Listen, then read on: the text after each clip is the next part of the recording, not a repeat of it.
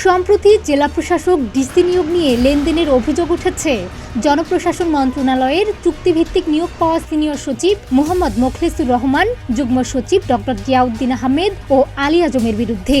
Senior সচিবের সঙ্গে যুগ্ম সচিবের হোয়াটসঅ্যাপের কথোপকথনের স্ক্রিনশট ফাঁস হয়েছে, যা বর্তমানে প্রশাসনের ভেতরে বাইরে সৃষ্টি করেছে ব্যাপক আলোচনার।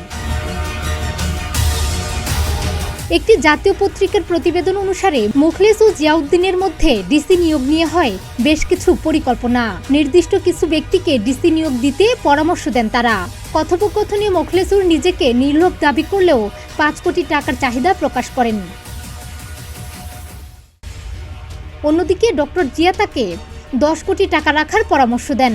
কথোপকথনে আর্থিক লেনদেনের বেশ কয়েকটি পরিকল্পনা উঠে আসে, যার মধ্যে টাকা অর্ধেক ডলারে এবং বাকিটা ক্যাশে নেওয়ার কথাও ছিল। তবে এসব অভিযোগ অস্বীকার করেন জনপ্রশাসন মন্ত্রণালয়ের সিনিয়র সচিব মোহাম্মদ মোখলেসুর রহমান।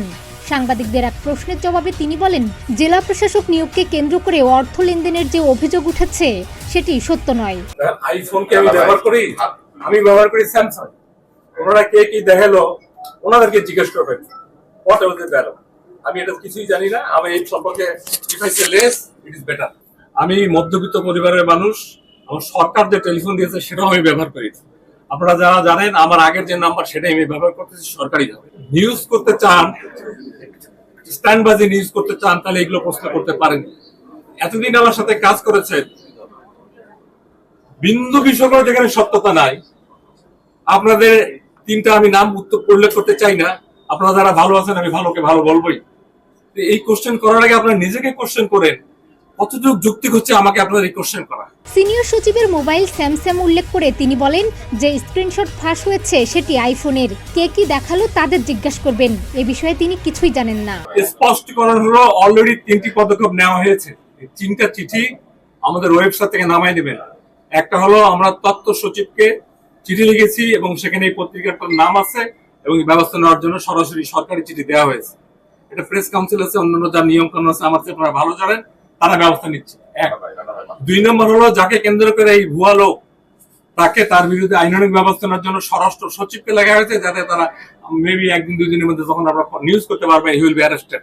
এ বিষয়ে 2 যুগ্ম সচিব ডক্টর জিয়াউদ্দিন আহমেদ ও আলী আজমের বক্তব্য পায়নি প্রতিদিনের বাংলাদেশ। তবে তদন্ত শুরু করেছে প্রশাসন। ইতিমধ্যে জনপ্রশাসন মন্ত্রণালয় থেকে সন্দেহভাজন যুগ্ম সচিবকে সরিয়ে সিলেটে বদলি করা হয়েছে। এছাড়া জনপ্রশাসন মন্ত্রণালয়ের সিনিয়র সচিবের বিরুদ্ধে অর্থ লেনদেনের অভিযোগের সত্যতা খতিয়ে দেখতে স্বরাষ্ট্র, আইন ও তথ্য প্রযুক্তি উপদেষ্টা সহ ঊর্ধ্বতন কর্মকর্তাদের নিয়ে গঠন করা হয়েছে একটি কমিটি। প্রতিবেদন পাওয়ার পর পরবর্তী পদক্ষেপ নেওয়া হবে বলে জানিয়েছেন উপদেষ্টা শারমিন এস মুর্শিদ। ডেস্ক রিপোর্ট, প্রতিদিনের বাংলাদেশ।